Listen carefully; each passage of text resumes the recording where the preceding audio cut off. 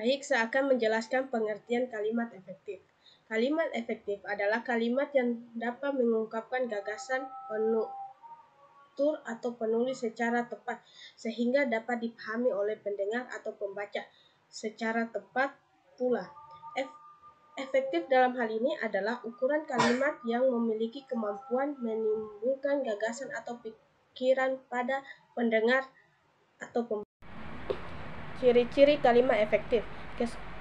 Kesepadanan struktur. Kesepadanan struktur yaitu keseimbangan antara gagasan dengan struktur yang dipakai.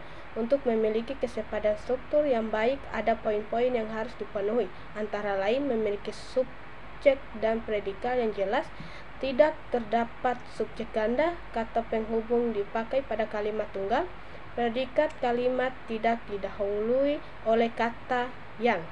Kedua, kepararelan bentuk atau kesejajaran kata.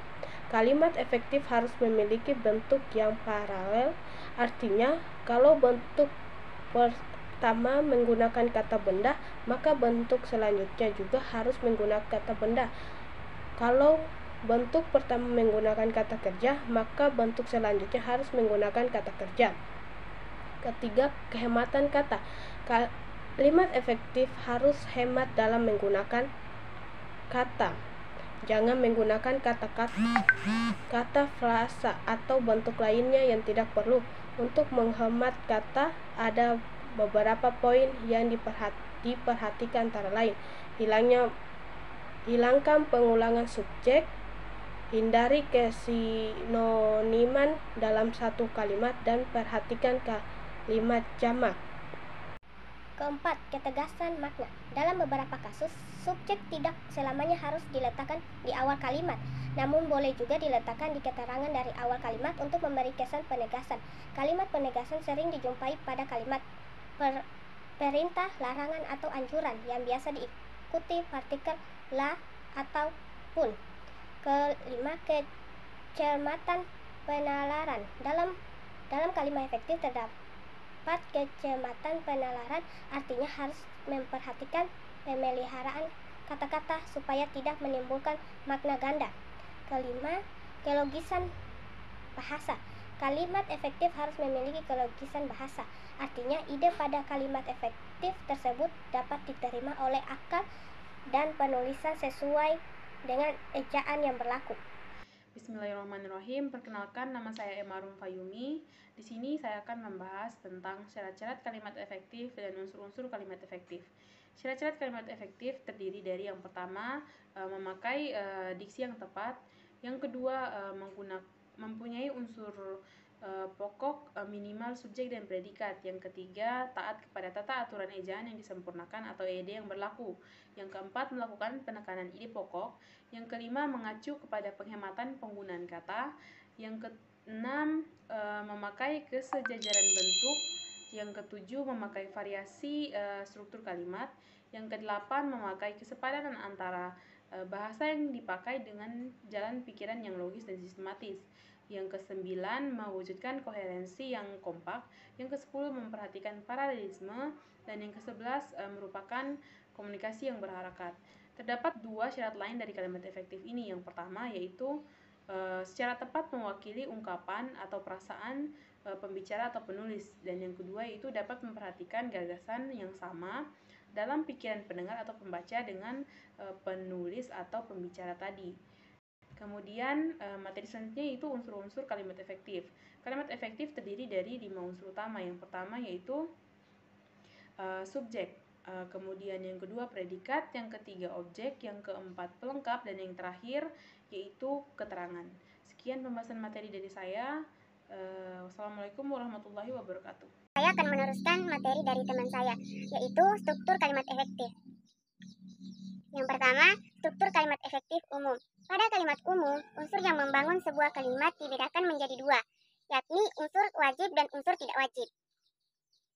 Unsur wajib meliputi subjek dan predikat, sedangkan unsur tidak wajib meliputi unsur yang boleh ada dan boleh juga tidak ada, seperti kata kerja, bantu, keterangan aspek, dan keterangan tempat, dan sebagainya. Kedua, struktur kalimat paralel. Struktur ini menggunakan bentuk bahasa yang sama dengan yang dipakai dalam susunan serial. Jika sebuah ide dalam sebuah kalimat dinyatakan dengan sebuah frasa, maka ide-ide sederajat harus dinyatakan dengan frasa. Demikian juga halnya kalau sebuah ide dalam kalimat yang dinyatakan dengan kata kerja, maka ide lainnya yang sederajat harus dinyatakan dengan kata yang sama. Struktur kalimat paralel terdiri dari 1. Kesejajaran bentuk, 2. Kesejajaran makna, dan ketiga kesejajaran dalam perincian pilihan. Ketiga, struktur kalimat periodik. Struktur ini lebih mengemukakan unsur tambahan, kemudian unsur intinya. Hal ini dilakukan untuk menarik perhatian pembaca. Contohnya, kemarin jalan tol dibuka oleh Presiden. Ada unsur yang berbeda di sini, yaitu kemarin menunjukkan keterangan waktu, yang artinya kalimat periodik dimulai dari unsur tambahan terlebih dahulu. Setelah itu baru kalimat umum yang mengikutinya. Selanjutnya, penggunaan kalimat efektif.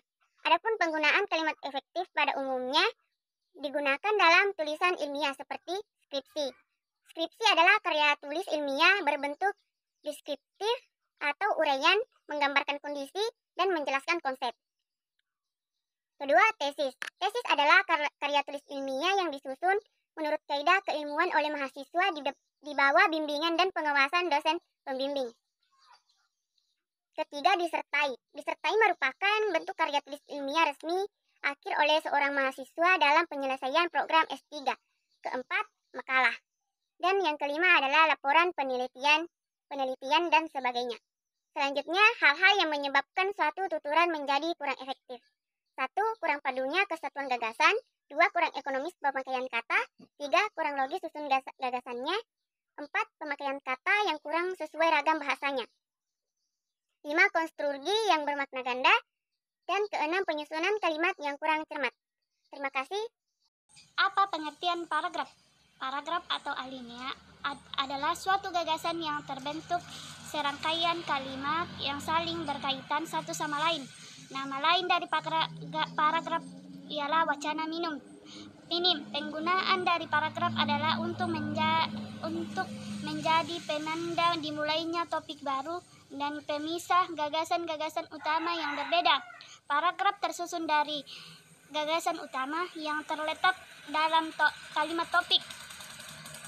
Selain itu, terdapat kalimat penjelas yang menjelaskan kalimat topik. Paragraf juga berfungsi untuk mengungkapkan pemikiran penulis secara sistematis sehingga mudah dipahami dan dibaca. Fungsi paragraf terbagi atas 6. Yang pertama, untuk mengekspresikan gagasan utama yang ingin disampaikan oleh penulis, untuk menjelaskan keseluruhan ide pokok dengan mudah, logis, sistematis, untuk menandai penggantian gagasan baru jika karangan tersebut memiliki lebih dari satu gagasan utama. 4. Untuk membantu pembaca memahami gagasan utama sebuah karangan. 5. Untuk memudahkan pengendalian variabel jika karangan berisi lebih dari satu variabel. 6. Untuk membantu penulis menyusun dan mengembangkan ide yang akan dituangkan dalam karangannya yang berhubung dengan topik yang akan dibahas dan sebagai pertanda transisi dan penutup karangan. Sekian materi yang saya dapat sampaikan. Baik, terima kasih. Saya akan melanjutkan materi yaitu unsur-unsur paragraf. 1. Topik atau gagasan utama. Gagasan utama merupakan ide utama yang ingin disampaikan penulis kepada pembaca. 2. Kalimat utama. Gagasan utama yang diletakkan secara teratur pada awal dan akhir paragraf. 3. Kalimat penjelas atau kalimat pendukung. Seperti di atas, kalimat pendukung berfungsi untuk mengembangkan dan memperkuat gagasan yang disampaikan pada kalimat utama. 4. Konjungsi adalah suatu kata atau kata penghubung. Fungsinya dalam bahasa Indonesia ada 2 jenis, yaitu kata konjungsi interkalimat dan konjungsi antar kalimat. Adapun macam-macam dan jenis-jenis paragraf, yaitu 1. Paragraf narasi adalah suatu jenis paragraf yang menceritakan suatu kejadian atau acara berdasarkan urutan waktu. Paragraf narasi terdiri dari narasi kejadian dan narasi runtuh cerita. 2. 2. Paragraf deskripsi adalah paragraf isinya merupakan penggambaran dari suatu keadaan atau acara penggabungan kata-kata. Jadi pembaca seolah-olah ikut merasakan, melihat dan juga mengalami langsung kejadian keadaan tersebut. 3. Paragraf eksposisi adalah suatu paragraf yang bertujuan untuk memaparkan penyampaian informasi, mengajarkan, menjelaskan dan juga merencanakan topik kepada yang membaca dengan tujuan yang menarik informasi sehingga memperluas pengetahuan si pembaca. 4. Argumentasi adalah suatu jenis paragraf yang mengungkapkan ide, gagasan ataupun pendapat penulis dan diartikan bukti dan juga fakta yang benar terjadi. Adapun paragraf persuasif adalah suatu bentuk atau jenis ukuran yang memiliki tujuan membaca atau ingin melakukan sesuatu sesuai dengan keinginannya penulis. Adapun paragraf berdasarkan sifatnya, paragraf terbuka merupakan paragraf yang berperan sebagai pengatur untuk mencapai kepada hal yang akan diuraikan. 2. Paragraf penghubung ialah sebuah paragraf yang terdapat di antara paragraf terbuka dan penutup yang berisi uraian masalah yang dibahas. Adapun paragraf penutup ialah paragraf yang dimaksud untuk mengakhiri karangan atau bagian karangan. Paragraf berdasarkan kalimat umumnya. 1. Paragraf dekutif ialah paragraf yang ditandai dengan terdapatnya kalimat utama di awal paragraf dan diawali dengan pernyataan umum yang disusun dengan uraian atau penjelas khusus. 2. Paragraf indukatif adalah paragraf yang kalimat utamanya terkait di akhir paragraf dan di awal dengan uraian atau penjelas, bersifat khusus dan akhir dengan pernyataan umum. 3. Paragraf komposisi atau campuran umumnya terletak di awal dan di akhir paragraf. Kalimat utama yang terletak di akhir merupakan kalimat yang bersifat perpisahan atau kalimat. 4. Paragraf berdasarkan isinya. Paragraf narasi dikenal sebagai cerita pada narasi terdapat peristiwa atau kejadian dalam suatu urutan waktu. 2. Paragraf deskripsi ialah karangan yang berisi gambaran penggambaran atau hal atau keadaan sehingga pembaca seolah-olah melihat, mendengar atau merasakan hal tersebut. 3. Paragraf eksposisi atau penjelasan tentang topik dan tujuan memberikan informasi atau pengetahuan. 4. Paragraf argumentasi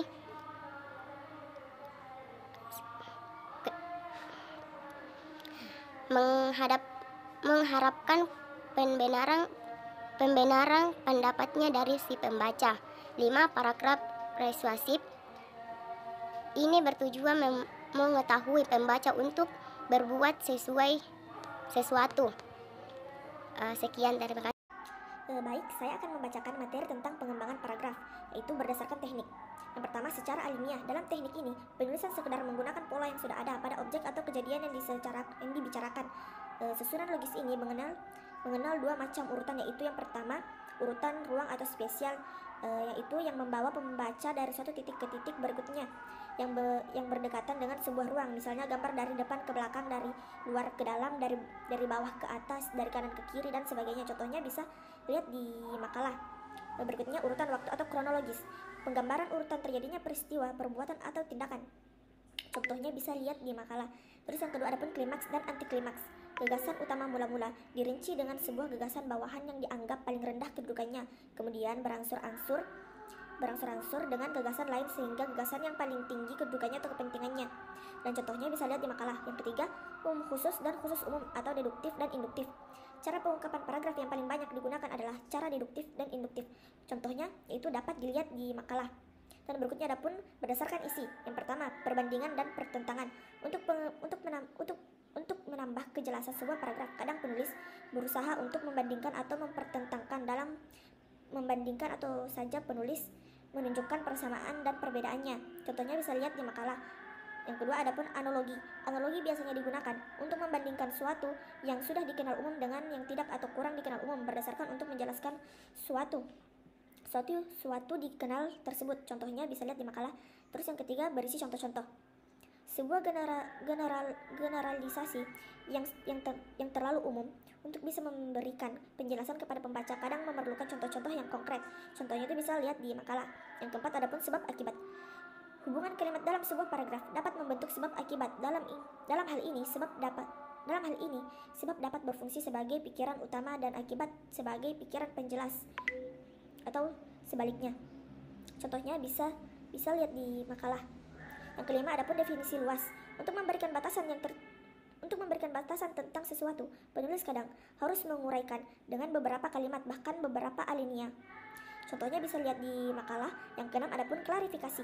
Dalam pengembangan karangan, kadang penulis mengelompokkan hal-hal yang memiliki kesamaan atau perbedaan. Bahkan pengelompokan ini bisa diperinci lagi ke dalam kelompok-kelompok yang lebih kecil. Contohnya bisa lihat di paragraf.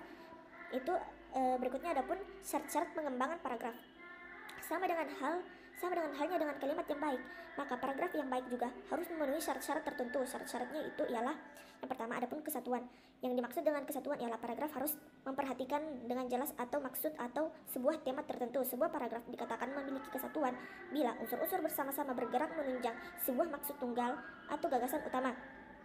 Yang kedua adapun koherensi. Sebuah paragraf bukanlah sebuah tumpukan kalimat-kalimat yang masing-masing berdiri sendiri, tetapi kalimat-kalimat itu dibangun adanya hubungan timbal balik.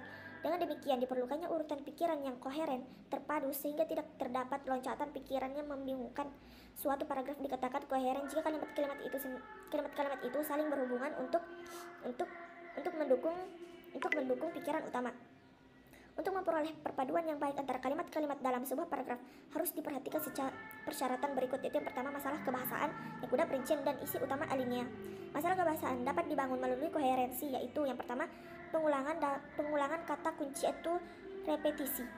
Sebuah kalimat dalam paragraf dihubungkan dengan kata kunci atau sinonimnya. Kata kunci yang telah disebutkan dalam kalimat pertama diulang pada kalimat kedua, ketiga, dan seterusnya. Dengan pengulangan tersebut, paragraf menjadi padu, utuh, dan kompak. Bentuk pengulangan dapat berupa pengulangan kata frasa inti yang bentuk pengulangannya dapat berupa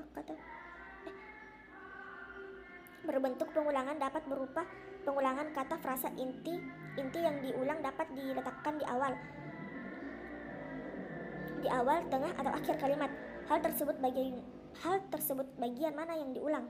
Terus berikutnya adapun kata ganti. Perpaduan dapat dijalin dengan kata ganti. Sebuah kata yang telah disebutkan dalam kalimat pertama atau terdahulu dapat disebutkan kembali pada kalimat berikut dengan kata gantinya. Kata ganti itu timbul untuk menghindari